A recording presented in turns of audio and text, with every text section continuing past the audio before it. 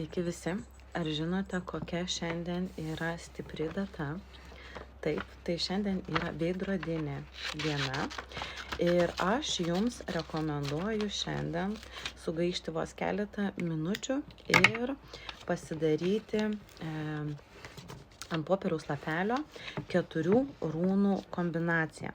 Tai pradedam. Pirmoji rūna yra Fehu, sekanti rūna yra Jara, tada eina Dagas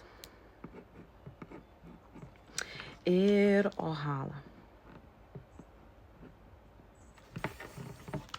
Pasirašome šias runas, gražiai apkerpame, tuoj parodysiu, kaip jos turėtų pas jumis atrodyti.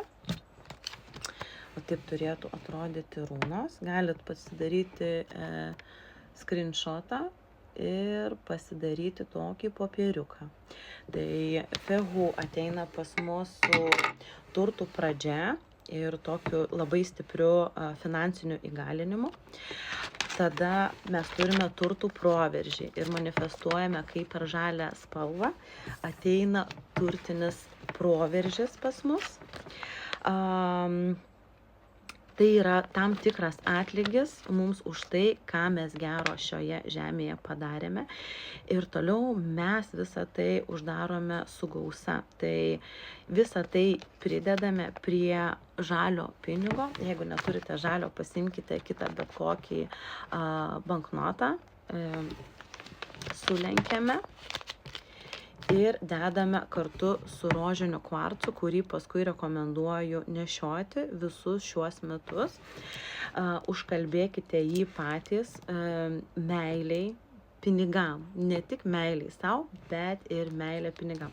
Beje, prieš tai rožinis kvarcas turėtų būti išvalytas ir pakrautas bent jau su ugnies stichija. Tai sudedame visą tai kartu, kai jau yra paruošta. Ir visą tai laikome po pagalvę 9 paras.